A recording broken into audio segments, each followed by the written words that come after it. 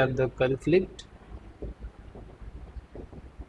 and the last one we have the interactionist school of thought. 3 school of thought है हमारे पास, 3 perspectives हैं sociology के अंदर। ये 3 पर्सपेक्टिव्स को ही अगर हम समझेंगे तो हम सोशोलॉजी को समझ पाएंगे। और इन शॉर्ट जो हमारा पेपर है ऑप्शनल का, वो फुल्ली डिपेंडेंट है इन 3 थिंकर्स के, इन 3 स्कूल ऑफ थॉट के ऊपर, functional school of thought, interaction school of thought and the conflict school of thought. अब देखिए, हमने ऑलरेडी देख लिया इसमें कौन कौन से थिंकर्स है, but functional school of thought है क्या, इसको थोड़ा समझते हैं, इस पर फोकस करते हैं, है क्या एक्चुअली, फिर इनमें क्या क्या थॉट है वो हम एक एक करके समझेंगे। फर्स्ट, जब हम फंक्शनल स्कूल ऑफ थॉट के बारे में बात करते हैं, इसका जो इंस्पिरेशन है ये आया कहाँ से, it is taken from the biology.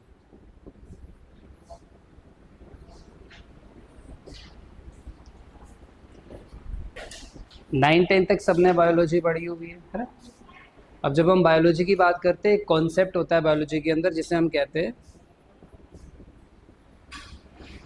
Evolution. एक जब हम एवोल्यूशन के बारे में बात करेंगे तो आपने वही कोई डायग्राम देखा होगा कि इंसान की जर्नी कैसे कैसे हुई और कैसे हम होमो इरेक्टस से होमो सैपियन या होमो सैपियन सैपियन तक कैसे पहुँचे। उस पिक्चर को जब हम देखते रहे ना, बड़े क्लोज से देखोगे अगर आप, तो you will get to know कि चेंज के बारे में बात हो रही है, उस चेंज को समझाया जा रहा है। बट वो जो चेंज है ना, वो चेंज बहुत धीरे धीरे वाला हो रहा है। ऐसा नहीं है कि हम एकदम होमो इरेक्टस से होमो सैपियन हो गए या होमो सैपियन सैपियन हो गए, ये एकदम नहीं हुआ, ये धीरे धीरे हुआ। तो ये जो एवोल्यूशन का कॉन्सेप्ट है, बायोलॉजिकल कॉन्सेप्ट, इसी से इंस्पिरेशन ली है फंक्शनलिस्ट ने या फंक्शनल स्कूल ऑफ थॉट ने, और यहीं से बहुत सारे आइडियाज़ जो है वो इंस्पायर हुए हैं। अब कैसे हुए हैं, क्या हुआ है, थोड़ा समझेंगे, एक एक करके समझेंगे इन चीज़ों को। तो बस पहला एक पॉइंट जो मैं याद रखना है फर्स्ट, कि functional school of thought is inspired from the biology, it has taken the concept of the evolution from there. अब लेकिन अभी भी क्वेश्चन वहीं का वहीं है, फंक्शनल स्कूल ऑफ थॉट है क्या, ये समझना ज़रूरी है। किसके बारे में बात कर रहा है ये समझना ज़रूरी है। अब देखिए, पर्सपेक्टिव्स किसके हैं, सोशोलॉजी के। पढ़ना किसको है हमने, सोसाइटी को। तो जाहिर सी बात है जो फंक्शनल स्कूल ऑफ थॉट है उसका भी जो फोकस होगा वो क्या होगा, सोसाइटी होगा। फंक्शनल स्कूल ऑफ थॉट सबसे पहले सोसाइटी को देखता है, that it is consist of inter related या इंटरकनेक्टेड पार्ट्स। अब इसको समझिए, थोड़ा इस पे फोकस कीजिए। क्यों मैंने स्टार्टिंग में बोला था कि बायोलॉजी से इंस्पिरेशन लिया हुआ है। अब ह्यूमन बींग्स को देखते हैं, ऑर्गेनिजम्स को हम लोग देखते हैं, अपनी एग्जांपल ले लेते हैं। अगर इस टाइम पे मैं आप लोगों के सामने हूँ तो I am using my brain, जहाँ पे इवैल्यूएशन चल रहा है, जो मैं सोच रहा हूँ, जो मैं सोच रहा हूँ उसे अपने हाथों के थ्रू लिख पा रहा हूँ यहाँ पे। और जब मैं लिख रहा हूँ, मेरी आइज़ मुझे हेल्प कर रही है कि क्या जो मैं सोच रहा हूँ वही लिख रहा हूँ यहाँ पे कि नहीं लिख रहा हूँ। इसका ये मतलब है कि every part of my body is working in coordination with each other so that the overall functioning takes place. आपको यहाँ से उठ के वहाँ जाना है, तो आपने सोचा कि मुझे यहाँ नहीं बैठना है, मुझे बाहर जाना है। यू थिंक एंड देन आपके पाँव उठे और आप यहाँ से निकले और बाहर गए। तो यानी कि हमारे जितने पार्ट्स होते हैं वो आपस में इंटरकनेक्टेड हैं या इंटर रिलेटेड हैं, एंड अकेले अकेले कोई काम नहीं कर सकता है। ऐसा नहीं, हम ऐसा नहीं बोल सकते। अगर हम इंटरनल ह्यूमन बॉडी को देखें, we have heart, we have kidney, we have liver. हम ऐसा नहीं बोल सकते कि किडनी थोड़ी दिन रेस्ट कर ले, तो मैं देख रहा हूँ तेरा, मैं कर लूँगा, नहीं। Every part of the body should have to work in coordination with each other. हर पार्ट का एक रोल है, हर पार्ट एक फंक्शन को परफॉर्म कर रहा है, और फंक्शन को परफॉर्म करने से ओवरऑल का जो सिस्टम है वो स्टेबल बना हुआ है। एक भी पार्ट में दिक्कत होगी तो पूरा सिस्टम में गड़बड़ होना शुरू हो जाएगा। we are not able to do. If I am able to think but not able to write, then there is an issue. If I'm able to think but not able to walk, then there is an issue. If part of my body is not working appropriately, then coordination नहीं बनेगा, overall में order नहीं बनेगा, smoothness नहीं आएगी. इन the same manner यही concept उठाया, तभी मैंने कहा था बायोलॉजी से इंस्पायर हुआ है, यही कॉन्सेप्ट उठाया फंक्शनिस्ट ने. और फंक्शनिस्ट ने बोला सोसाइटी भी just like organism consist of inter related and interconnected parts. और उसके इंटर रिलेटेड और इंटरकनेक्टेड पार्ट्स कौन से हैं? जैसे फैमिली, मैरिज, किनशिप, ये एक हिस्सा. एजुकेशन सिस्टम एक हिस्सा, इकोनॉमिक सिस्टम एक हिस्सा, पॉलिटिकल सिस्टम एक हिस्सा, रिलीजन एक हिस्सा. तो ये जितने भी कंपोनेंट्स आप लोग देख रहे हो, रिलीजन हो गया, फैमिली, मैरिज, किनशिप हो गया, एजुकेशन हो गया, पॉलिटिकल सिस्टम हो गया, इकोनॉमिक सिस्टम हो गया, मीडिया हो गया, जितने भी सारी चीज़ें हैं, ये पार्ट्स हैं, हिस्से हैं किसके? सोसाइटी के. अब देखो, इसमें से जितने भी पार्ट हैं, हर पार्ट एक दूसरे के साथ. अब take a simple example, during the time of the corona, what happened? Corona is particularly a medical situation जिसमें प्रॉब्लम आपका हेल्थ वाले साइड में होने वाला है. बट ऐसा नहीं था कि जब कोरोना हुआ और कोविड हुआ सिर्फ हेल्थ वाला कंपोनेंट ही सफ़र किया, ऐसा नहीं था. हेल्थ में हुआ, हेल्थ अपना फंक्शन अच्छे से परफॉर्म नहीं कर पा रहा था, तो देन उसका असर हमें इकोनॉमिक सिस्टम में दिखा, उसका असर हमारे एजुकेशन सिस्टम में दिखा, उसका असर हमारे फैमिलीज़ के अंदर, मैरिज के अंदर होते हुए दिखा. बड़ी सारी स्टडीज़ हैं उस टाइम पीरियड जब हमें पता चलता है कि डोमेस्टिक वायलेंस इंक्रीज़ हुआ है during the time of the कोविड-19, मैरिज का कैंसलेशन हुआ during the time of the कोविड-19. तो इसका ये मतलब है कि अगर एक भी पार्ट में दिक्कत है सोसाइटी के, अल्टीमेटली बाकी पार्ट भी कोऑर्डिनेशन में काम नहीं कर सकते. इसका ये मतलब है कि समाज में डिसइक्विलिब्रियम पैदा होता है.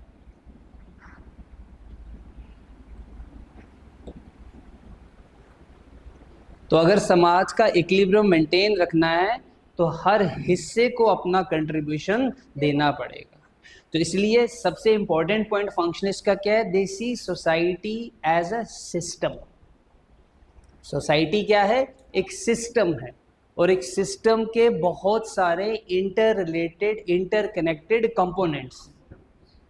तो सोसाइटी के बहुत सारे स्ट्रक्चर्स हैं, ढांचे हैं, और जो आपस में एक दूसरे के साथ जुड़े हुए हैं. In the same manner just like we are the human organisms, human beings. इसलिए मैंने कहा था फंक्शनिस्ट का इंस्पिरेशन कहाँ से आ रहा है? एग्जैक्टली. अगर अब आप गौर से देखोगे, अभी हम कन्फ्लिक्ट में नहीं गए हैं, फंक्शनिस्ट की बात कर रहे हैं. क्या मैंने कहीं पे इंडिविजुअल की बात की पर्टिकुलरली? नहीं. मैंने की रिलीजन की बात, फैमिली मैरिज की बात, मास मीडिया की बात, पावर, पॉलिटिकल सिस्टम, इसके बारे में बात की. तो फंक्शनलिस्ट स्कूल ऑफ थॉट जो है ना, वो हमेशा बात करेगा मैक्रो एस्पेक्ट की. वो इंडिविजुअल क्या कर रहा है उस पर नहीं देख रहा है, एज अ फैमिली में इंडिविजुअल कैसा है उसको देख रहा है. इकोनॉमिक सिस्टम में इंडिविजुअल कैसे चल रहा है, कैसे उसको रेगुलेट किया जा रहा है, वो उसको देख रहा है. रिलीजन कैसे रोल प्ले कर रहा है इंडिविजुअल के ऊपर, कैसे उसको कंट्रोल करता है, कैसे उसको इंटीग्रेट करता है, उसको देखा जा रहा है. तो इसलिए अगर हम फंक्शनल स्कूल ऑफ थॉट को देखेंगे, उसका जो मेजर फोकस है वो कहाँ की ओर है? वो मैक्रो लेवल को देख रहा है, वो माइक्रो पे नहीं जा रहा. क्योंकि कहीं पे मैंने आपको बात नहीं बोली इंटरेक्शनिस्ट स्कूल ऑफ थॉट. अब जब हम इस स्कूल ऑफ थॉट को देखते हैं, इसे एक और नाम दिया जाता है, we called it optimistic school of thought. The functionalist school of thought is also known as optimistic school of thought. अब ऑप्टिमिज्म, अगर आपने इंग्लिश का ये वाला वर्ड सुना होगा, इसका क्या मतलब है? ऑप्टिमिज्म का मतलब है पॉजिटिव. इस स्कूल ऑफ थॉट के जो थिंकर्स हैं, इनको समाज में मोस्टली जब इस सोसाइटी को देखते हैं और सोसाइटी के हर कंपोनेंट को देखते हैं और उनके रोल को देखते हैं कि रिलीजन है तो रिलीजन का एक रोल है, फैमिली मैरिज है उनका अपना रोल है, क्योंकि हर कोई अपना अपना रोल पूरा करेगा तो अल्टीमेटली सिस्टम का क्या बनेगा? ऑर्डर बनेगा. ये हर किसी के रोल को जब देखते हैं ना, तो रोल का जो आउटपुट होगा वो पॉजिटिव भी हो सकता है और रोल का जो आउटपुट है वो नेगेटिव भी हो सकता है।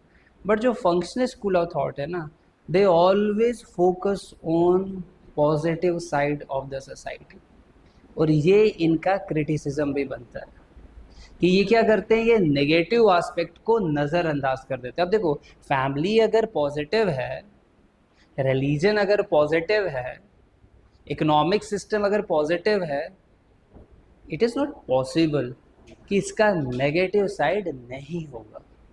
हो ही नहीं सकता। इस दुनिया में जितने भी पार्ट्स हैं, जितने भी एलिमेंट्स हैं, हर किसी का पॉजिटिव साइड भी है और हर किसी का नेगेटिव साइड भी है। अगर अब फैमिली अच्छी है तो फैमिली के कुछ नेगेटिव साइड्स भी होंगे, लेकिन जब हम फंक्शनिस्ट के बारे में बात करते हैं, उनका जो मेजर फोकस रहता है, जब वो सोसाइटी को जिस नज़रिए से देखते हैं, वो जब रोल के बारे में बात करेंगे ना, बहुत कम ऐसे ग्लिम्स मिलेंगे आपको जहाँ पे वो समाज के पार्ट्स के साथ जो रोल्स जुड़े हुए हैं उनकी नेगेटिव चीज़ों के बारे में बात करेंगे। सिर्फ ये नहीं बताएंगे आपको, फंक्शनलिज्म में इतना नहीं दिखेगा कि कन्फ्लिक्ट है, आपको फंक्शनलिज्म में ये नहीं दिखेगा कि समाज में बड़ा सारा करप्शन है, आपको फंक्शनलिज्म में ये नहीं दिखेगा कि एक अपर कास्ट लोअर कास्ट को एक्सप्लॉइट कर रहा है, एक upper class elite lower class को एक्सप्लॉइट कर रहा है। वो आपको लेबर यूनियंस के बारे में उस तरीके से बात कभी नहीं करेगा। ये जब भी बात करेंगे ना चेंज की, ये बोलेंगे हाँ कुछ प्रॉब्लम्स होती हैं हर समाज में, बट इट इज़ लाइक, अब सिंपल एग्जांपल है कैसे इसको कैसे आंसर जस्टिफाई करते हैं इन बातों को, क्योंकि बायोलॉजी से इंस्पायर्ड है। ये बोलते हैं ह्यूमन ऑर्गेनिज्म या ह्यूमन बॉडी को देखोगे या माइक्रो ऑर्गेनिजम्स को देखोगे, अब हमारी बॉडी में माइक्रो ऑर्गेनिजम्स हैं, होते हैं, बट यही माइक्रो ऑर्गेनिजम्स की अगर पॉपुलेशन बढ़ जाए तो हम लोग बीमार हो जाएंगे, बट यही माइक्रो ऑर्गेनिजम्स अगर हमारी बॉडी में एक लिमिटेड नंबर में हैं तो देन दे आर गुड।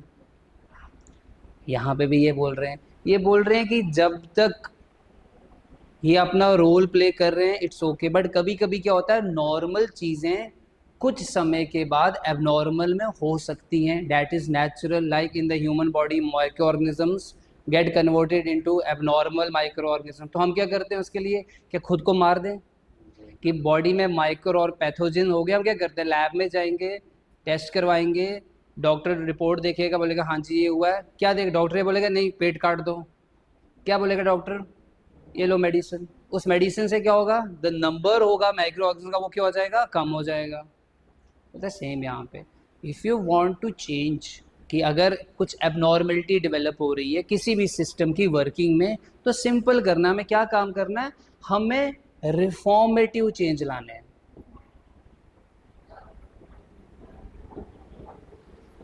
क्या काम करना है, रिफॉर्मेटिव। इसकी परफेक्ट एग्जांपल हमारे पास है कॉन्स्टिट्यूशनल अमेंडमेंट्स ले लो।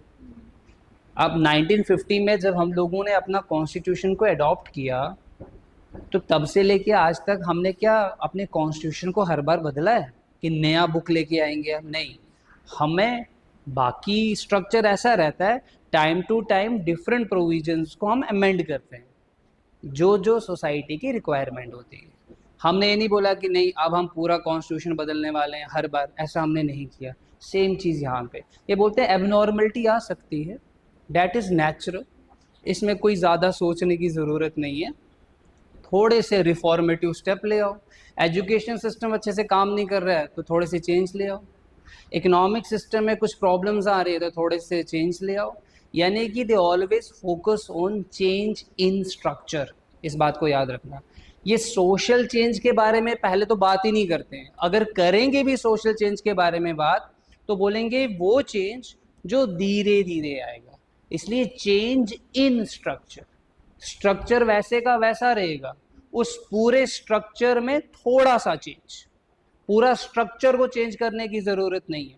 तो इसीलिए हम इन्हें बोलते हैं ओवर ग्लोरिफिकेशन ऑफ सोसाइटी, इनका क्रिटिसिज्म बन जाता है कि ये समाज को ना बड़ा ओवर, और कभी कभी इनके ऊपर एक्यूजेशन लग जाती है कि ये स्कूल ऑफ थॉट बना इसलिए ताकि हम सोसाइटी को समझ सके, बट इन्होंने क्या करना शुरू कर दिया, सोसाइटी को ग्लोरीफाई करना शुरू कर दिया।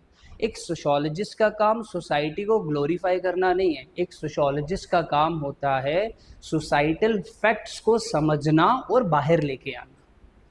सोशोलॉजिस्ट का काम अगर ये होना शुरू हो गया कि वो सोसाइटी को ग्लोरीफाई कर रहा है, बढ़ा चढ़ा के दिखा रहा है, तो इसका ये मतलब जो एक्चुअल फैक्ट्स है वो उनको छुपा रहा है, और जो वो हमें बता रहा है वो रियलिटी नहीं है, तो सोशोलॉजिस्ट का काम तो वो है ही नहीं।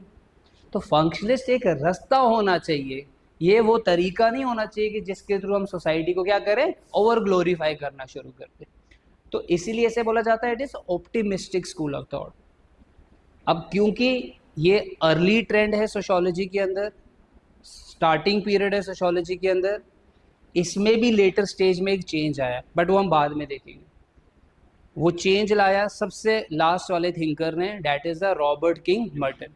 रॉबर्ट किंग मर्टन से पहले जितने भी फंक्शनलिस्ट आए, यानी कि टालकेट पार्सन तक, August Comte, Herbert Spencer, Emile Durkheim, Talcott Parson, उन सारों का जो थॉट प्रोसेस है वो यही वाला है, यानी कि वो कन्फ्लिक्ट साइड को देखते ही नहीं है। वो यूनिटी को देखेंगे तो डिसयूनिटी देख ही नहीं रहे। वो अगर समाज में नॉर्मल देख रहे हैं तो एबनॉर्मलिटी की बातों को नज़रअंदाज कर देंगे। लेकिन दुनिया में रेवोल्यूशनरी चेंज हुई, फ्रेंच रेवोल्यूशन हुआ, अमेरिकन रेवोल्यूशन हुआ, रशियन रेवोल्यूशन हुआ, इंडस्ट्रियल रेवोल्यूशन हुआ, टेलीकम्युनिकेशन रेवोल्यूशन हुआ, ईरानियन रेवोल्यूशन हुआ। इसके बारे में फंक्शनल स्कूल ऑफ थॉट के जो मॉडल्स हैं वो एप्लीकेबल है ही नहीं। They are not able to apply on those kinds of change जो दुनिया में बहुत तेज़ी से हुए, क्योंकि इनका मॉडल ही बेस्ड है उन चेंज के ऊपर जो एवोल्यूशनरी है। Why? Because they are connection with the biology. तो ये वहीं से ले रहे हैं। अब ठीक इसके अपोजिट में जब हम जाएंगे एकदम, you will find this school of thought conflict. हम ऐसा कह सकते हैं कि जो वहाँ पे नहीं है वो यहाँ है। अभी मैंने यहाँ पे मर्टन की बात नहीं की, उसको लास्ट में देखेंगे। जो यहाँ मिसिंग है यहाँ पे इन्होंने ऐड किया है, और यहाँ के मेन प्रोपॉन्डर कौन? मार्क्स। क्योंकि मार्क्स के अकॉर्डिंग ना, जब मार्क्स का नजरिया देखने का, वो समाज को जब देख रहा है ना, वो पहले ही देख रहा है, बोलता है समाज में क्या, बोलता है समाज में स्ट्रगल्स चल रही हैं। उसको मुझे समाज में क्या दिख रहा है, बोलता है समाज में इनइक्वालिटी दिख रही है।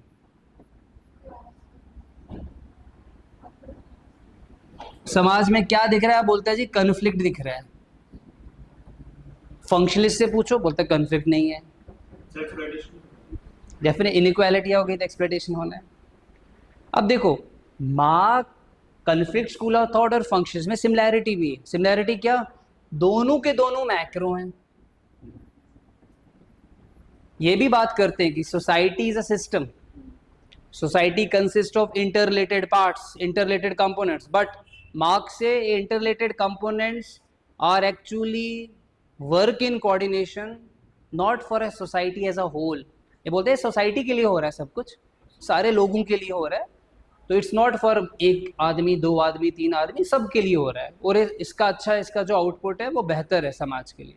बोलते हैं नहीं, each part is connection with each other, not for the betterment of society as a whole, ना ना ना, but for few individuals, for few people और a group called as haves। ये बोलते हैं समाज को अगर आप देखोगे जनरल तरीके से तो you will find the two kind of divisions, एक हैव, एक हैव नॉट्स। अब क्या, थोड़ा इस पर्सपेक्टिव को डीप में जाते हैं, मार्क्स को, मार्क्स थोड़ा, जब हम मार्क्स को देखते हैं ना, बहुत इंपॉर्टेंट पॉइंट है मार्क्स का। ये यहाँ पे लिखा मैंने इकोनॉमी, पीछे भी हमने लिखा था इकोनॉमिक सिस्टम, पॉलिटिकल सिस्टम, तो ये भी देख रहा है कि सोसाइटी क्या है, स्ट्रक्चर की तरह इंटर रिलेटेड है, ये भी देख रहे हैं इंटर रिलेटेड है। फर्क इसके बाद आता है, ये बोलते हैं अच्छे के लिए हो रहा है और सोसाइटी के लिए हो रहा है। ये बोलता है सोसाइटी के अच्छे के लिए तो नहीं हो रहा, हाँ, उस सोसाइटी में रहने वाले कुछ लोगों के लिए अच्छे से हो रहा है। अब मार्क्स की सबसे इंपॉर्टेंट बात, इस पे फोकस कीजिए। मार्क्स कहता है कि इकोनॉमी जो है ना वो समाज का फाउंडेशन। इस बात को देखना बहुत इंपॉर्टेंट बात, इस पे पूरी मार्क्स की थॉट, आगे जब हम थॉट में जाएंगे तो पूरा मार्क्स का थॉट इस पे बेस्ड है। और वो इकोनॉमी को कहते हैं इंफ्रास्ट्रक्चर।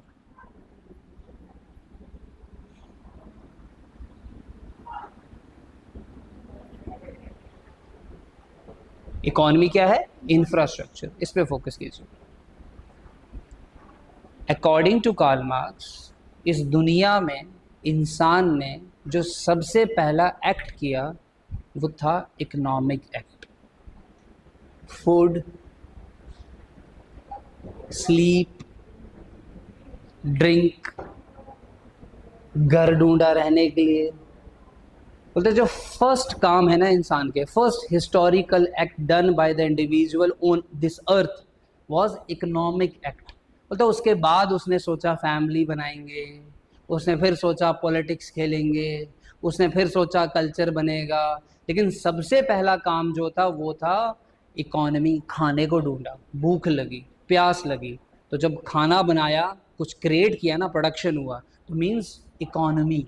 चाहे वो सिंपल थी, जो भी थी, बट किसका क्रिएशन हुआ? इकोनॉमी। तो इसलिए मार्क्स कहते हैं इकोनॉमी जो है ना वो फाउंडेशन है सोसाइटी का। तब भी थी, आज भी है। अभी मैं आपको बताऊंगा कि कैसे सब चेंज होता है इकोनॉमी के हिसाब से। इसलिए उन्होंने इकोनॉमी को क्या बोल दिया? इंफ्रास्ट्रक्चर। जैसे हम लोग जब घर बनाते हैं ना तो प्लंथ डालते हैं, उस प्लंथ के बेसिस पे ही ऊपर वाला ढांचा बनता है। ये प्लंथ है समाज का, इकोनॉमी। इसे इकोनॉमी पे बेस्ड है समाज के बाकी सारे कंपोनेंट्स जो हमने जैसे पीछे बात की, एफएम के, रिलीजन, एजुकेशन, पॉलिटिकल सिस्टम। और इनको मार्क्स ने नाम दिया, इन्हें कहा super structures.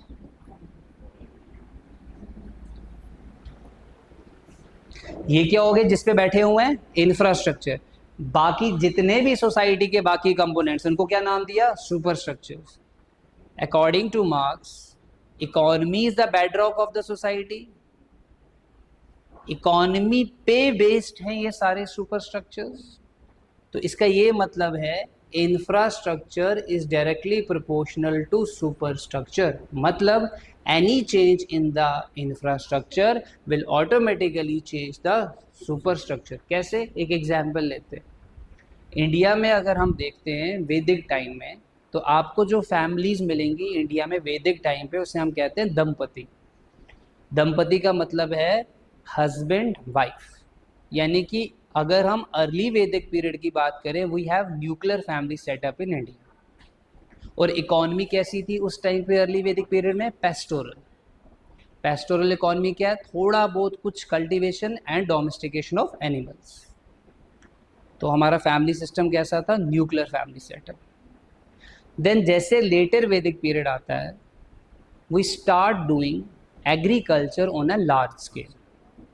And at that point of time agriculture अगर करना है तो we need labour for it. Families थी न्यूक्लियर, लेबर सप्लाई हो नहीं सकता, तो क्या करना हमने शुरू कर दिया? न्यूक्लियर फैमिलीज आपस में कंबाइन होनी शुरू हो गई। ये भी एक तरीका है जॉइंट फैमिली को डिफाइन करने का। बहुत सारे तरीके, एक तरीका ये भी है।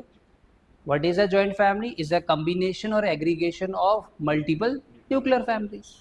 तो न्यूक्लियर फैमिलीज आपस में कंबाइन होनी शुरू हो गई ताकि they would supply the labour. किसके लिए? Agriculture purpose. तो लेटर वैदिक पीरियड में हम लोग एग्रीकल्चर में गए तो फैमिली सेटअप चेंज हो गया फ्रॉम न्यूक्लियर टू जॉइंट। आगे जाके इंडस्ट्रियलाइजेशन हुआ, फैक्ट्री सिस्टम ऑफ प्रोडक्शन हुआ, तो लोग गांव से निकल के शहरों में आना शुरू हुए। तो again family system changed from joint family to nuclear family. अब आप गौर से देखो, everything is dependent on economy change, everything change। पहले पेस्टोरल थी तो न्यूक्लियर फैमिली, फिर एग्रीकल्चर में आ गई तो जॉइंट फैमिली, फिर चेंज हुआ तो फिर न्यूक्लियर फैमिली। तो इकोनॉमी का जो असर है वो समाज के हर एक कंपोनेंट पे। प्री इंडस्ट्रियलाइजेशन जाके देखो तो डेमोक्रेसी आपको नहीं देखने को मिलेगी, इंडस्ट्रियलाइजेशन के बाद आके देखोगे आपको डेमोक्रेसी देखने को मिल जाएगी। तो इकॉनमी चेंज, एवरीथिंग चेंज। इसका ये मतलब है infrastructure directly proportional to superstructure. अब पॉइंट, इंपॉर्टेंट पॉइंट, ये कोई दिक्कत नहीं है, ये समाज का ढांचा है जो मार्क्स ने एक्सप्लेन किया कि हमारी सोसाइटीज़ ऐसी हैं। तो इम्पोर्टेंस किसको देती हैं? इकॉनमी को दे। प्रॉब्लम ये नहीं है, प्रॉब्लम अब है। प्रॉब्लम ये है कि अगर इस इकॉनमी के ऊपर यानी कि इंफ्रास्ट्रक्चर के ऊपर अगर कंट्रोल होगा सोसाइटी का नहीं, कुछ लोगों का,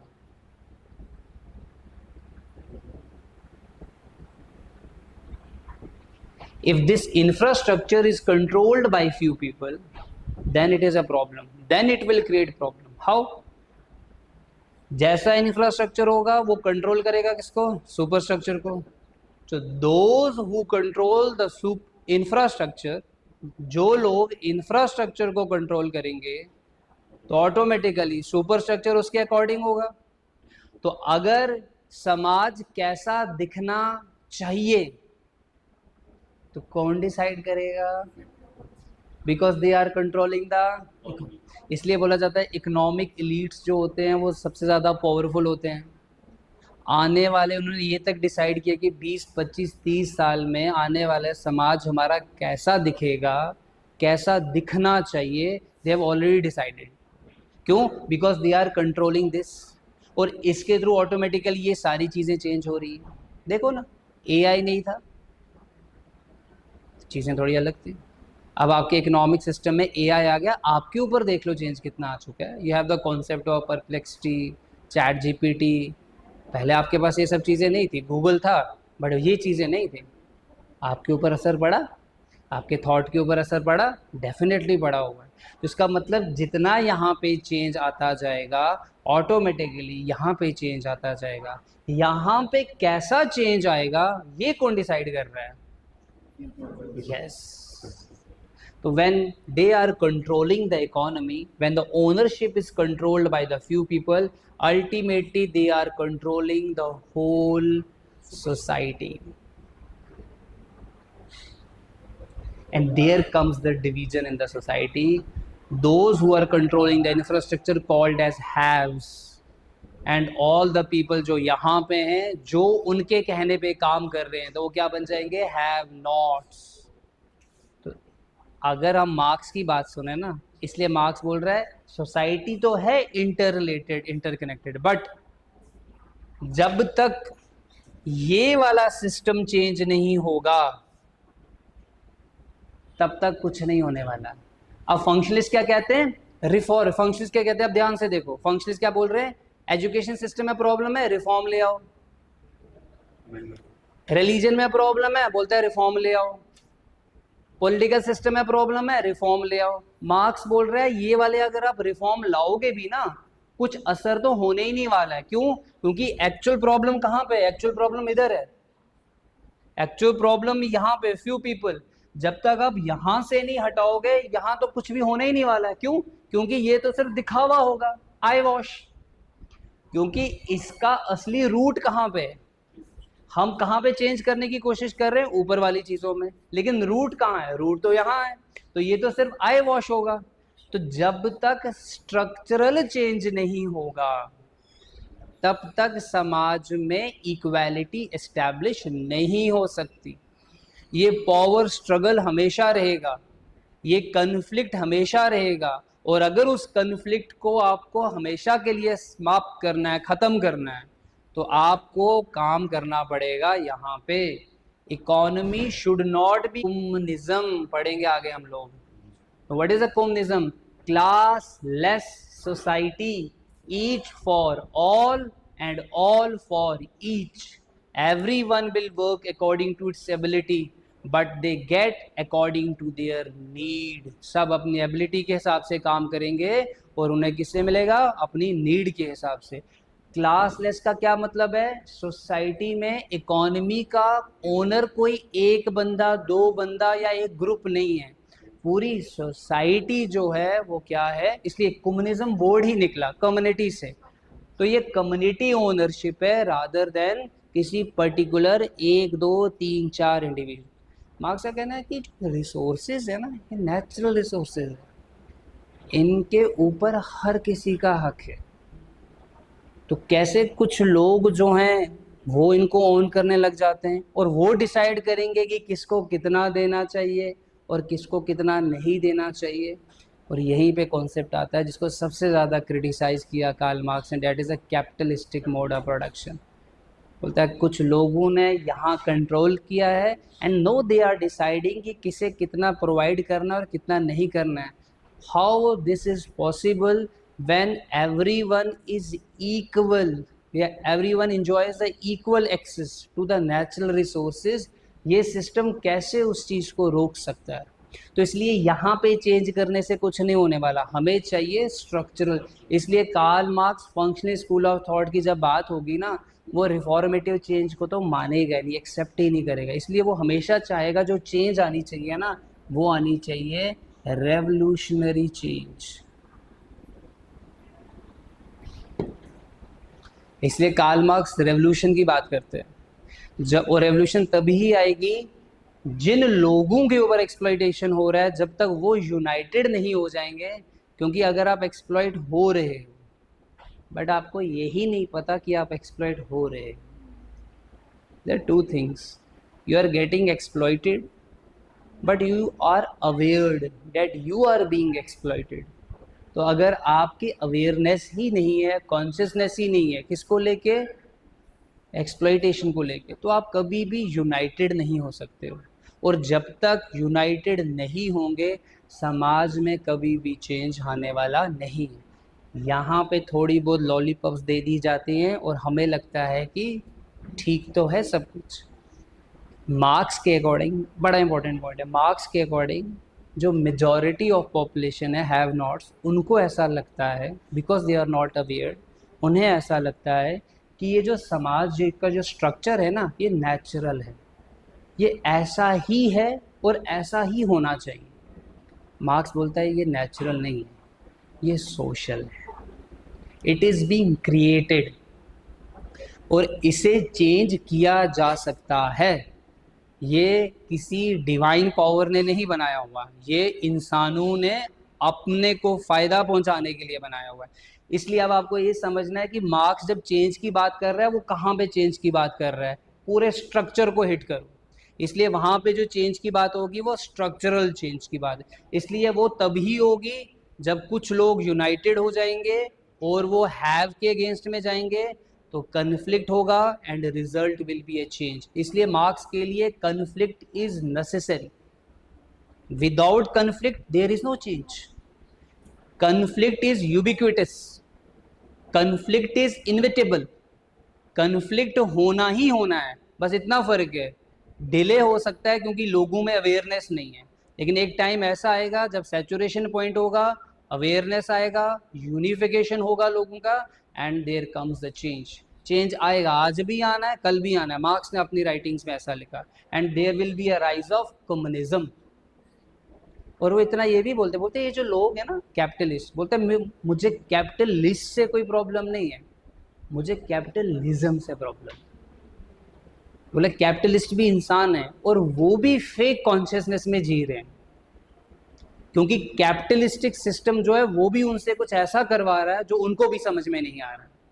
और उन्हें अपनी, करेंगे आगे बात, हम अपनी बुक दास कैपिटल में लिखते हैं कि कैपिटलिस्ट अपनी ही कब्र खुद खोद रहे हैं, they are digging their own graves, but उनको इस चीज़ का एहसास नहीं है। क्योंकि एक्सप्लॉइटेशन की एक सीमा है, उस सीमा के बाद एक इकोनॉमिक्स में कॉन्सेप्ट होता है लॉ ऑफ डिमिनिशिंग रिटर्न। हर चीज़ का एक सैचुरेशन है, उस सैचुरेशन के बाद आप उससे ज़्यादा एक्सीड नहीं कर सकते। तो इसलिए अब आप इस कन्फ्लिक्ट स्कूल ऑफ थॉट में जाओगे ना, तो तभी नाम ही रखा है कन्फ्लिक्ट। यहाँ पे आपको सिर्फ मिलेंगी कॉन्ट्राडिक्शंस। क्यों? क्योंकि बोल रहे जितनी भी चीज़ें चल रही है ना यहाँ पे, इसको चलाने वाले लोग कौन हैं? जो नीचे। इसलिए बोल रहे एजुकेशन है ना, ये एजुकेशन बात करेगा हैव नॉट की बात नहीं करेगा, एजुकेशन बात करेगा हैव की। बोलते इसलिए एजुकेशन सिस्टम आप देखोगे वो फेवर करेगा एलीट कल्चर को ज़्यादा।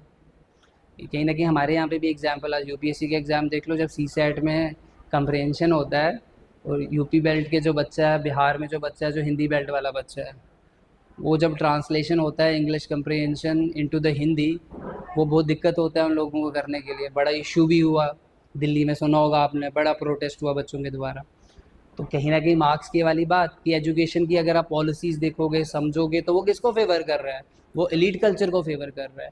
तो इसलिए बोल रहे ये जितनी भी चीज़ें हैं ना, इसलिए बहुत सारे मार्क्सिस्ट हैं वो इन्हें कहते हैं, इन सारी चीज़ों को बोलते हैं दे आर कल्चरल इंडस्ट्रीज। बोलते हैं एक्चुअली में इनका काम पता क्या है, जो इनके आइडिया है ना वो लोगों तक पहुंचाना कि जो चल रहा है वही सही है।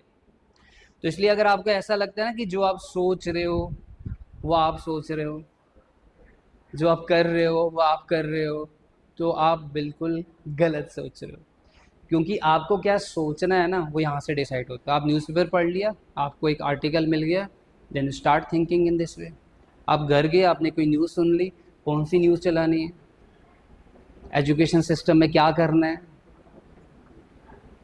पॉलिटिकल सिस्टम में क्या चीज़ें करवानी है, रिलीजन में क्या चीज़ें करवानी है। तो जब ये चीज़ें हमें मिल रही हैं ना, तो इनको कौन ला रहा है? इकोनॉमिक सिस्टम को कंट्रोल करने वाले। तो फिर हम कहाँ अपने हिसाब से सोच रहे हैं? हम तो वही सोच रहे हैं, वही कर रहे हैं जो इनके हिसाब से। ये CW मिल्स भी लिखते हैं, चार्ल्स राइट, वो तो इतना लिखते हैं कि हम खाते पीते भी अपने हिसाब से नहीं हैं, वो भी हमें बताया जा रहा है। आज के टाइम पे सबसे इम्पोर्टेंट हथियार है सोशल मीडिया। एक डॉक्यूमेंट्री है नेटफ्लिक्स में, सोशल डिलेमा, अगर कभी मौका लगे देखना, 1 घंटे की। उसमें जितने भी फॉर्मर जो रहे हैं वहाँ पे, जिन्होंने काम वगैरह किया हुआ है ट्विटर में, एक्स जिसे हम कहते हैं आज के टाइम पे, या इंस्टा हो गया, तो उन्होंने बताया कि किस तरीके से हम ह्यूमंस को मैनिपुलेट करते हैं।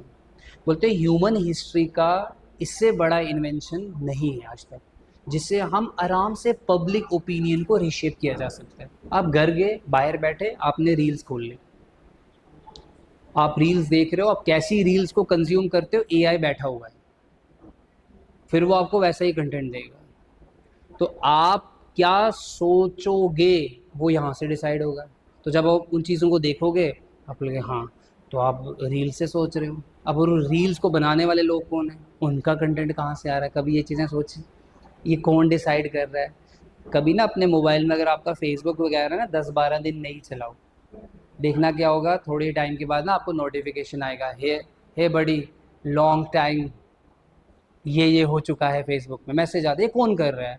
हर एक इंडिविजुअल पे एक AI मैनेजर बैठा हुआ है, यानी कि हम सब में एक AI मैनेजर जो पूरा इवैल्यूएट करता है हमारा डाटा कि हमें क्या पसंद है, हमें क्या पसंद नहीं है, सब कुछ देखा जा रहा है हमारे ऊपर। ये मोबाइल होने का आज का मतलब, हम ये जो right to privacy Puttaswamy versus Union of India 2014 है ना, कुछ भी नहीं है, ठीक है। ये आपके हाथ में होने का मतलब प्रिवेसी उसी टाइम ख़त्म हो चुकी है। तो पब्लिक ओपिनियन रीशेप करना आज तो और ईजी हो गया है। पहले तो डिफ़िकल्ट था, आप उसको आप तक पहुंचाना, ये जहाँ पे जो इनकी सोच है वो आप तक पहुंचाना, अब तो बहुत ईजी है, बिकॉज मास मीडिया का इतना ज़्यादा रेवोल्यूशन हो चुका है, वो 2 मिनट में आपके थ्रू आपके पास वो आइडिया पहुंचा देंगे। तो अगर हम अब फंक्शनलिस्ट को देखें, functionalist be interrelated, conflict be interrelated, but functionalist focusing on the positive side of the society and the conflict only on the negative side. That's why Karl Marx को बोला जाता है pessimistic school of thought, और pessimistic optimism का एकदम उल्टा, या conservative school of thought, कि इसको ना समाज में कुछ अच्छा दिख ही नहीं रहा है, इसको समाज में सब बुरा ही दिख रहा है। फैमिली के बारे में पूछो तो बोलता है फैमिली अच्छी नहीं है, कास्ट सिस्टम के बारे में बोलो तो बोलता है कास्ट भी बुरा है, रिलीजन के लिए तो बोलते हैं religion is the opium of masses. Opium समझते हो ना, वो जो नशा होता है, नशा करने से क्या होता है, हम अपनी सद्बुद्धि खो देते हैं, फिर हमें याद नहीं है कि हमें पेन है, हमें प्रॉब्लम्स है। बोलता है रिलीजन भी वही है, लोगों को रिलीजन की मेडिसिन दे दी जाती है, लोगों को लगता है कि हमारी पेन चली गई है, बट डिजीज़ वहीं पे होती है। जैसे पैरासीटामोल खाना, पैरासीटामोल अगर सर में दर्द है, आपने पैरासीटामोल खाया, सर में दर्द क्यों है वो ख़त्म नहीं होगा, बस आपका दिमाग अब आपको बता रहा है कि आपको पेन नहीं हो रही। द रिलीजन भी वही काम कर रहे हैं कि आपकी पेन को शन कर देता है, बट उसके पीछे का जो कारण है ना, वो कारण वहीं का वहीं रहता है। तो इसका देखने का जो नज़रिया है वो सर नेगेटिव है। और फंक्शनलिस्ट का देखने का जो नजरिया है वो पॉजिटिव है। तो ये सिर्फ पॉजिटिव की बात कर रहे हैं और वो सिर्फ क्या बात कर रहे हैं, नेगेटिव की। अब इसी बीच में लेटर स्टेज में लास्ट में आते हैं आर के, अभी रुक जाओ, फंक्शनलिस्ट में आते हैं आर के मर्टन, जिसके भी मैंने बात की। फंक्शनल स्कूल ऑफ थॉट में ही आते हैं सबसे लास्ट में। इनकी डेथ तो 2002 में हुई है, तो ये सबसे लेटर है। 2002 मीन्स 23 ईयर्स। बाकी आपको जो मिलेंगे, पार्सन 1973 में डेथ हुई है, कार्ल मार्क्स की बात करोगे 1883 में डेथ हुई है, तो बाकी आपको बहुत, इवन डर्कहाइम 1918 में उनकी डेथ हुई है। सबसे लेटेस्ट 2002 में, तो हम 21वीं सदी के साथ इनको आराम से जोड़ सकते हैं। इन्होंने सबसे इंपॉर्टेंट काम किया। इन्होंने, अगर आप एक्चुअल देखोगे ना, इन्होंने फंक्शनलिज्म को रीडिफाइन किया। इनको इस बात का श्रेय जाता है कि उन्होंने फंक्शनलिज्म को क्या किया, रीडिफाइन किया। चेंज नहीं किया, रीडिफाइन किया, यानी कि मॉडिफिकेशन किया। मॉडिफिकेशन का क्या मतलब, इन्होंने बोला अगर पॉजिटिव चीज़ें हैं समाज में, at the same time, exactly, यानी कि इन्होंने क्या किया, मार्क्सियन थॉट को और ट्रेडिशनल फंक्शनलिज्म को आप उसमें क्या कर दिया, जोड़ दिया और रीडिफाइन किया। किसको, फंक्शनलिज्म। इन्हें बोला है पॉसिबल ही नहीं है। रिलीजन अगर लोगों को यूनाइट कर रहा है तो रिलीजन दंगे भी करवाता है, रिलीजन कम्युनल राइट्स भी करवाता है। अब अगर क्रिकेट हमारी कंट्री के लिए अच्छा है, उसका पॉजिटिव साइड है, लोग आते हैं, पैसा आ रहा है, बिजनेस चल रहा है, इकोनॉमिक एक्टिविटीज़ चल रही हैं, but at the same time it is bad for the other sports. उनको कोई देख ही नहीं रहा, उनमें पैसा लग ही नहीं रहा, वहाँ पे टैलेंट वेस्ट हो रहा है। हमारे एथलीट्स इतने ज़्यादा, उनको सपोर्ट ही नहीं मिलता इंस्टीट्यूशनल और फाइनेंशियल सपोर्ट की वो आगे जाके बेहतर कर सके, जैसे चाइना में मिल रहा है, जापान में मिल रहा है, ऑस्ट्रेलिया, यूएसए। तो अगर क्रिकेट अच्छा है तो क्रिकेट का नेगेटिव साइड भी है। रॉबर्ट मर्टन बोलते हैं हमें अगर समझना है सोसाइटी को तो understand the society from the facts. Facts कभी भी पॉजिटिव नेगेटिव नहीं होते, फैक्ट फैक्ट होते हैं। फिर वो हम देखेंगे कि वो पॉजिटिव बात कर रहा है कि नेगेटिव बात कर रहा है, बट सोशियोलॉजिस्ट का काम होना चाहिए टू अंडरस्टैंड द फैक्ट्स कि समाज में क्या हो रहा है, वो सब चीज़ों को उठा के लेके आओ। फिर हम देखेंगे कि उसका पॉजिटिव साइड क्या है और उसका नेगेटिव साइड क्या है। इवन इन्होंने सिर्फ इतना नहीं बोला, इन्होंने दो बातें और की। इन्होंने बोला मैनिफेस्ट भी होता है और लेटेंट भी होता है, जिसके बारे में ट्रेडिशनल फंक्शनिस्ट ने नहीं बात की। अब मैनिफेस्ट का क्या मतलब है, सिंपल एग्जांपल समझते हैं। आप लोग चाणक्य में आए, आपका मैनिफेस्ट थिंकिंग क्या है? मैनिफेस्ट मीन्स जिसके लिए आप आए हो, जो आप चाहते हो। तो मैनिफेस्ट क्या है कि आपको आके पढ़ना है, ये आपका मैनिफेस्ट है। लेकिन जब आप यहाँ पे आए पढ़ने के लिए, आपने सोचा था, लेटेंट पार्ट क्या है जो आपने सोचा नहीं था? आपको बहुत सारे लोग मिल गए यहाँ पे, आपकी फ्रेंडशिप हो गई यहाँ पे, आपके अंदर डिसिप्लिन डेवलप हो गया, अब आप सुबह जल्दी उठते हो, दिन में लाइब्रेरी चले जाते हो, ये बन गया इसका लेटेंट पार्ट। ये आपने सोचा नहीं था, ये हो गया छिपा हुआ पार्ट। जैसे हम स्कूल जाते हैं डिग्री लेने, कॉलेज जा रहे हैं डिग्री लेने, यूनिवर्सिटी जा रहे हैं, साथ में एनसीसी ज्वाइन कर लिया, एक्स्ट्रा करिकुलर एक्टिविटी कर लिया, तो डैट कोई इसलिए ज्वाइन नहीं करता कि मुझे एक्स्ट्रा करिकुलर एक्टिविटी करना है। That is the latent part, जो छिपा हुआ है, जो हो गया, जो हमने सोचा नहीं था। तो मर्टन ने बोला ट्रेडिशनल थिंकर्स ने, फंक्शनलिस्ट ने सिर्फ मैनिफेस्ट के बारे में बात की है। What about the latent? And latent can be positive negative both. आप पढ़ने के लिए आए हो, लेकिन ऐसे बच्चों के साथ दोस्ती हो गई जो थोड़ा, तो that is latent but not positive. आप डिविएट हो गए, आप भटक गए अपने रास्ते से, अपने एम से, तो यहाँ पे लेटेंट नेगेटिव।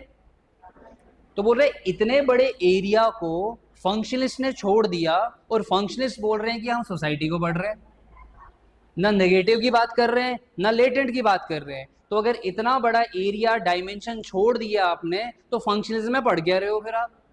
तो इसलिए बोला फंक्शनल, जो ट्रेडिशनल फंक्शनलिज्म है ना, वो एक अधूरा रास्ता है जिसके थ्रू हम समाज को समझें, वो पूरी रियलिटी नहीं बताता।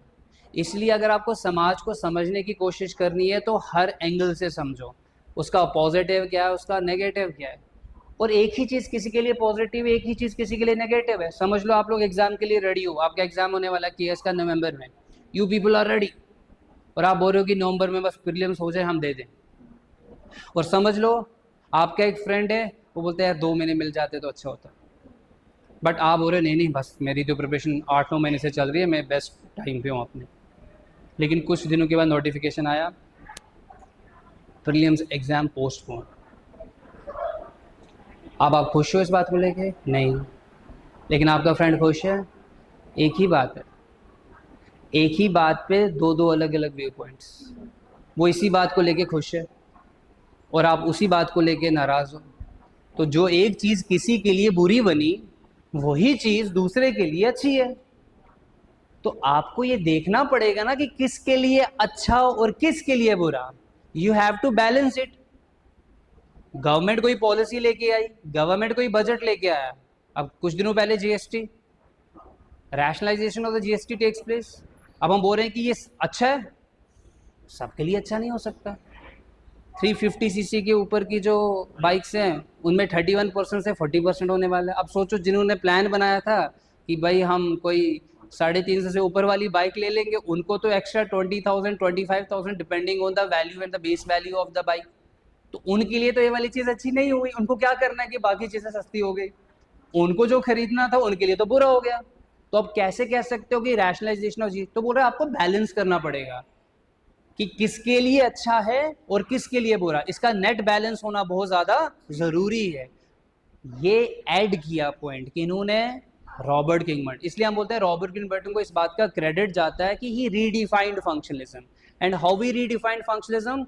बाय एडिंग दोज पार्ट जो ट्रेडिशनल फंक्शनलिस्ट ने ऐड नहीं किया था, यानी कि कॉन्फ्लिक्ट स्कूल ऑफ थॉट को कहीं ना कहीं उस पर्सपेक्टिव को वो लेके आए, तो एक नया फंक्शनलिज्म लेके आए। Done. And then we have the last school of thought, that is the interactionist school of thought. और अगर आप इस नाम को देखोगे ना, नाम में ही आपको क्लियर हो जाना चाहिए। You will find this word action, और एक्शन के अगर आप आगे देखोगे you will find inter. Intra नहीं है, इंटर है। जब भी वर्ड इंटर यूज होगा ना तो इंटर का मतलब होता है बिटवीन।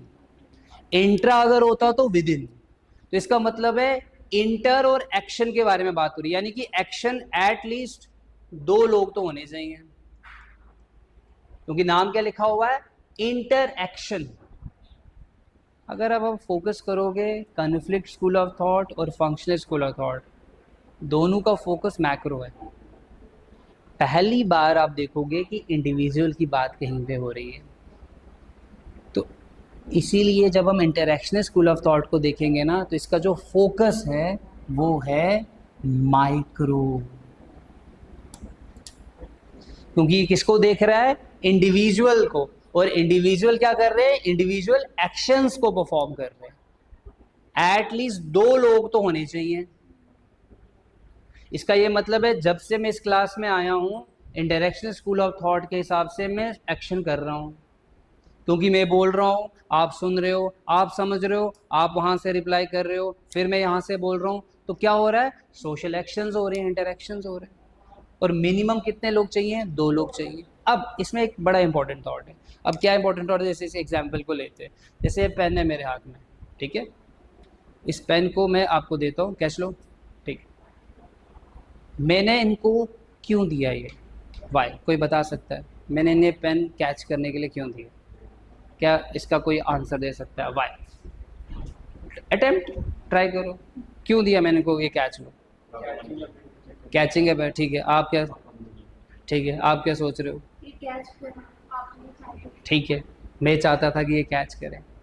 अब आपने जितनी भी बातें बोली ये सब एजम्पशंस है ना, रियलिटी नहीं बताया। रियलिटी सिर्फ किसको पता है?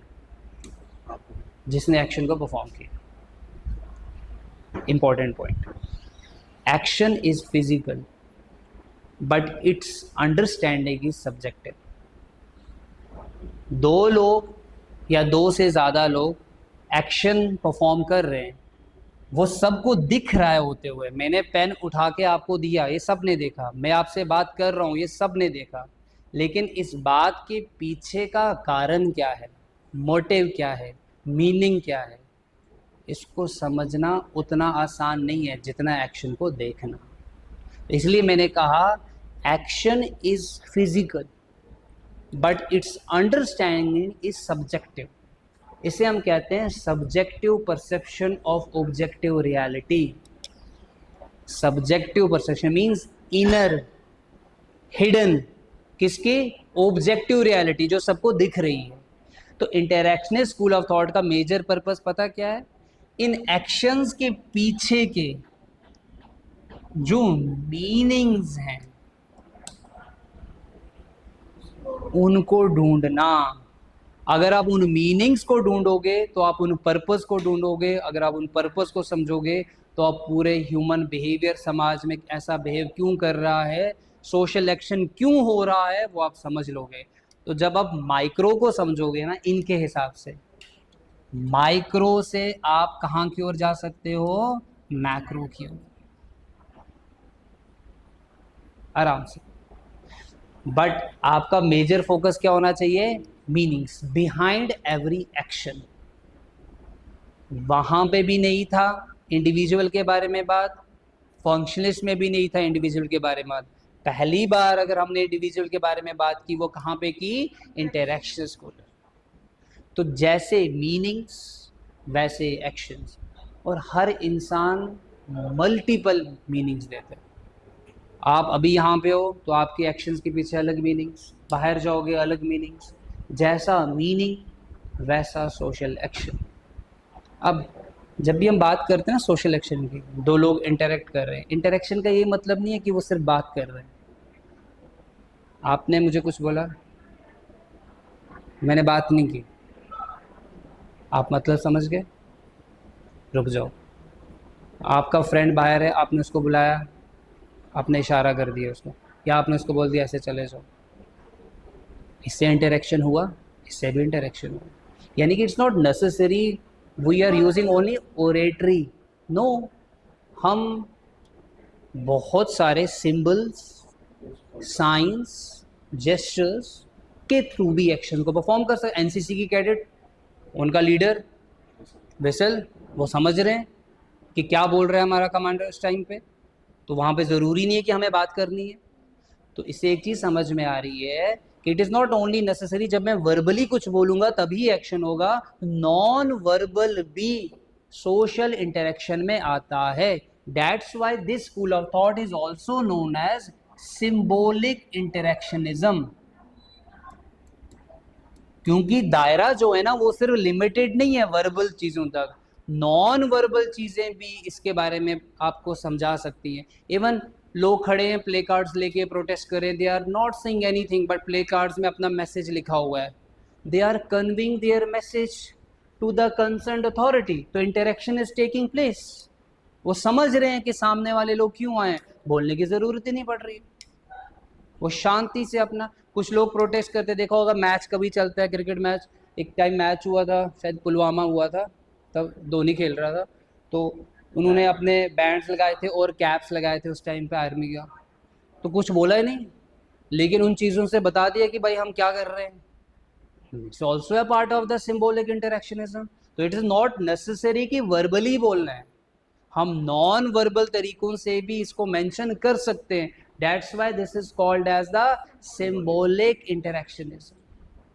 और जब हम इंटरेक्शनिस्ट के बारे में बात करते हैं, बोलते हैं कि जब हम बात कर रहे हैं ना, एक्शन कर रहे हैं, उस एक्शन को करने से पहले एक बार एक्शन हमारे दिमाग में हो चुका है। समझना बड़ी डीप बात है ये। अब क्या मतलब इसका? जब भी आप किसी से कोई कुछ बात करते हो ना, उस बात को करने से पहले आप दिमाग में सोच लेते हो पहले कि मैं इसको ऐसे करूँगा, फिर मैं इसको ये बोल दूँगा, फिर मैं इसको ये बोल दूँगा। वो आपने किससे की वाली बात? खुद से। अब देखो, यानी कि जो मुझे बात आपसे करनी है वो बात पहले मैं खुद से कर चुका हूँ और खुद को रिस्पॉन्स दे चुका हूँ, उस रिस्पॉन्स के बेसिस पे फिर खुद से बात कर चुका हूँ। तो इसका ये मतलब है कि जब भी हम एक्शन को परफॉर्म करते हैं उसको पहले इंडिविजुअल लेवल पे, मेंटल लेवल पे परफॉर्म किया जाता है, बाद में उससे हम फिर कहाँ पे लेके आते हैं? सोसाइटी के लेवल पे। यहीं पे एक स्कूल ऑफ थॉट जोड़ा है इसके साथ, जिसे हम कहते हैं ड्रामाटर्जिकल। ड्रामा नहीं होता थिएटर का, बैक स्टेज और फ्रंट स्टेज, बैक स्टेज में क्या होता है, बस ऐसे करना ऐसे करना ऐसे करना। जैसे फ्रंट में गए ये स्टार्ट अपनी एक्टिंग। बोलते हैं same is the case in the real life also. जब आप सामने हो तब आप प्ले कर रहे हो, और जब आप पीछे हो तब आप खुद से बात कर रहे हो। बोले देयर इज नो डिफरेंस। वो राजेश खन्ना का सुना है ना, हम कठपुतलियां हैं, it's like that in sociology. रंगमंच की हम सब कठली हैं, है ना, कठपुतली हैं, वही सब चीज़ें यहाँ पे।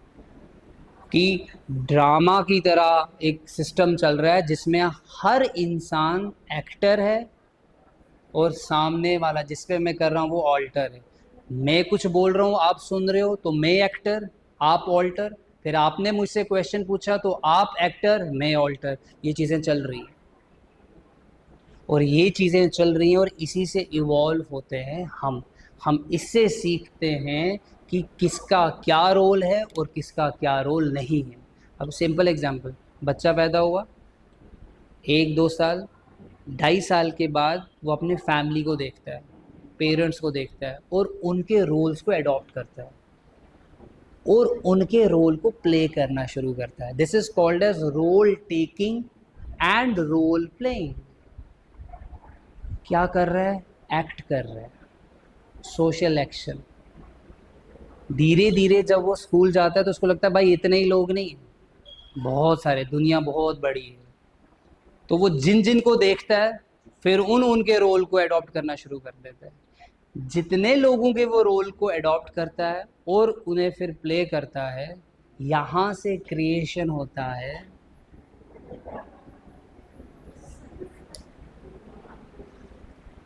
Self. Self is a process, ये सेल्फ इज अ प्रोडक्ट किसका, सोसाइटी का। अब आप एक बच्चा ले लो, उसका जन्म हो, उसको जंगल में छोड़ दिया, क्या वो लैंग्वेज बोलना सीखेगा? क्या उसको वापस हम लेके आए 10 साल का जब तक, उसको बोलो चलो हमारे साथ बात करो, क्या वो बात कर पाएगा? नहीं, क्योंकि उसका सेल्फ डेवलप ही नहीं हुआ है। बेशक सेल्फ इंडिविजुअल को रिप्रेजेंट कर रहा है, बट सेल्फ आता ही तब है जब सोशल प्रोसेसेस शुरू होते हैं। Without society self is nothing. इसलिए जीएच मीड की बड़ी इंपॉर्टेंट बुक आ जाएगी, सेल्फ, माइंड एंड सोसाइटी। वो कहता है सेल्फ बनता है सोसाइटी से, और जब फिर सेल्फ बनता है वो वापस सोसाइटी को इफेक्ट करता है। तो इसका ये मतलब है society affects individual and then individual affect society. बोलते हैं ये दोनों का चल रहा है साइक्लिक प्रोसेस, और इससे समाज भी आगे बढ़ रहा है और से सेल्फ भी आगे बढ़, यानी कि सेल्फ और समाज दोनों एक साथ विकसित होते हैं, इवॉल्व होते हैं। ये फोकस है इंटरैक्शन स्कूल ऑफ थॉट। और यहाँ पे जो लोग हैं वो है मैक्स वेबर और जॉर्ज हर्बर्ट मीड। क्लियर हुआ ये 3 school of thought? That was the 3 perspectives, functionalist, conflict and the last one is the interactions. No from tomorrow we will start हमारा पहला थॉट, हमारे पहले thinker, that is the, we will start with the conflict school of thought, that is the Karl Marx. हम Karl Marx से शुरू करेंगे और वैसे वैसे फिर फंक्शनलिस्ट इस तरीके से चलेंगे।